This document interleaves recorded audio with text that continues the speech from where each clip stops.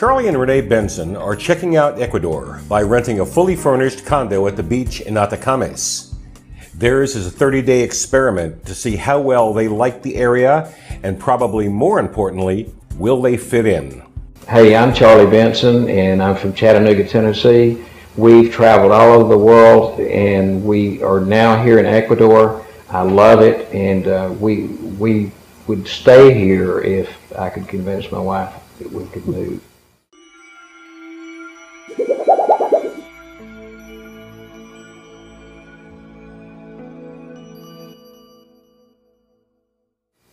And I'm Renee, and I have to be honest with you, I was not wild about coming here. In fact, the night before we left, I said, is there any way we can get out of this? The reason being that my daughter had called me. She got on the State Department website. She said, Mom, it tells you it's not a very good idea to go to Ecuador. You've got to watch your valuables. You've got to watch this and that. It's dangerous, especially in Quito.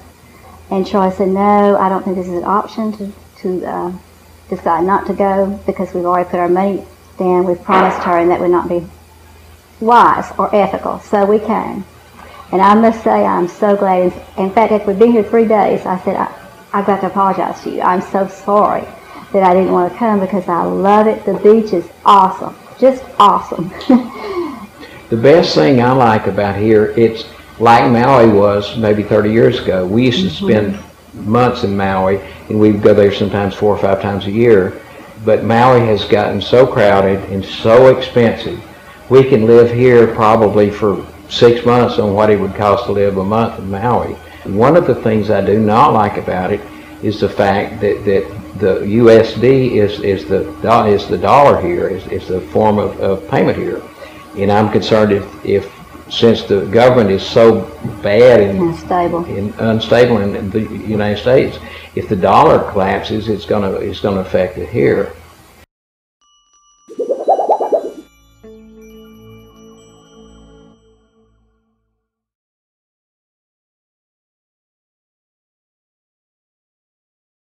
But my favorite thing here, besides being on the beach, are the people. They are nice, they're friendly, they go out of the way to understand you. Whereas like in the United States, if somebody came up to an American and the person couldn't understand the American, they'd probably just walk away. These people are so patient. Now, we went to Costa Rica, we went to San Jose, and it was just a little too wild for us. And then we went to Liberia. We love Liberia. The only drawback to Liberia was the infrastructure. Once you get off the main road, you got all the mud holes and stuff. But the positive things are we met 4 precious people there that we really care for, and they're really nice people. But the cost of living is creeping up in Ecuador or in Costa Rica, and by being here, we could live a whole lot better life with less money. And I would not attempt to buy, because I think when you buy, you know, if you decide, and we're butterflies, if we bought and we decided, hey, we'd like to go to Bangkok for a couple months, we'd have to sail around, and I certainly don't want to be renting or selling. The drawback for me, as far as moving here, would be I have 6 beautiful granddaughters back in the States, and they mean the world to me, and I wouldn't get to see them as often, and that would be hard for me. I don't believe I could live here because of that.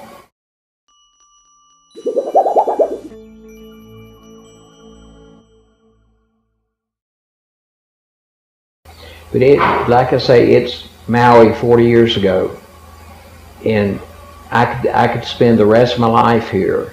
You can sit here at night and look out about 8 or 10 miles and see all the tankers and the resupply ships out there waiting to come into Esmeralda and resupply.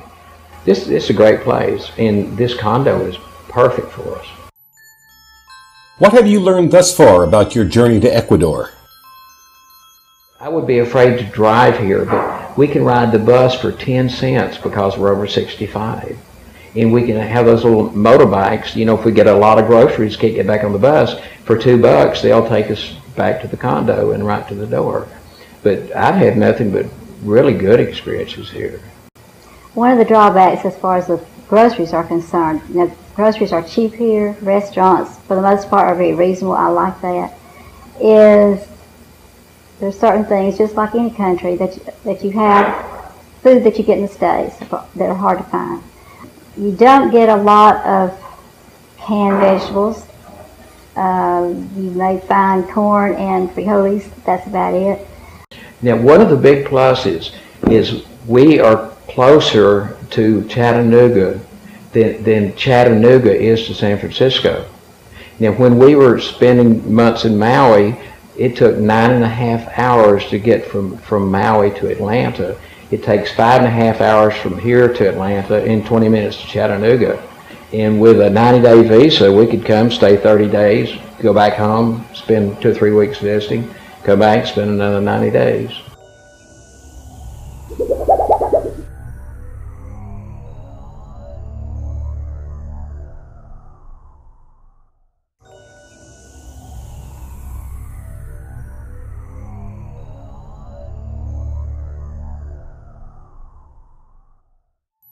You have chosen a part of Ecuador where very few gringos live. Does that lack of support or community concern you in any way? Not that much for me, because I love mingling with the people. The people are so nice. I don't know Spanish. I'm trying to learn some. I've already learned a little, and I had gone on missionary trips years ago to Venezuela, so I learned a little bit of Spanish then, but very little.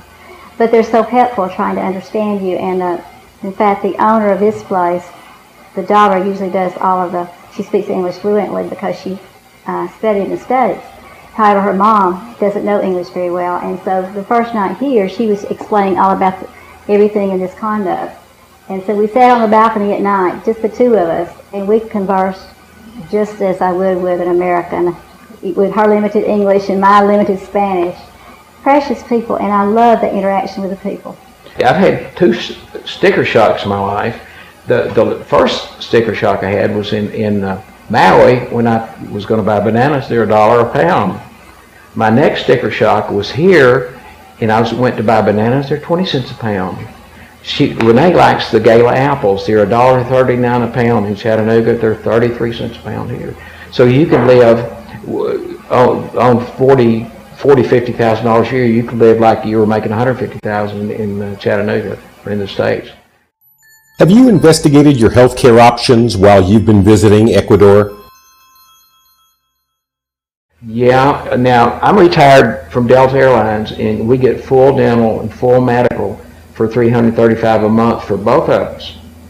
And that with Medicare, it would behoove us to keep that. And for small things here, go to the doctor and just pay cash.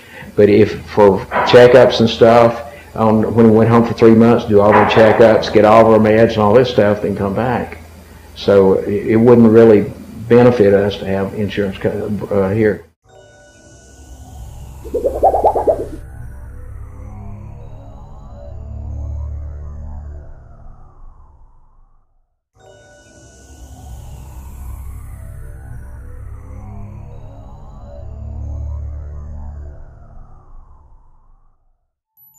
We understand the water here at the beach may be prone to bacteria. How are you addressing this particular issue? We use bottled water. I think most people here do, and it's not that expensive. Five gallons for $1. Yeah. They bring it right to your door, At this particular condo, they do. But now in Costa Rica, we drank right out of the tap. We do take precautions though, like when we buy tomatoes, fresh fruits and vegetables, we do use the bottled water to rinse them in. I don't take a chance with their tap water. And when we wash our dishes, there's no dishwasher here. You don't really need it.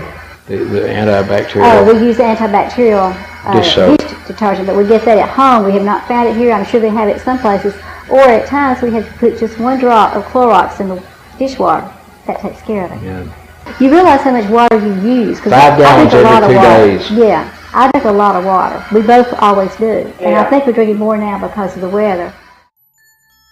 Should you decide to move here, what would be your primary objective? But we'd like to meet more expats. The ones we met are just tremendous. They're really nice people. And sort of get into to know the expats, but we still want to, if we move here, we want to immerse ourselves in the community and be part of the community.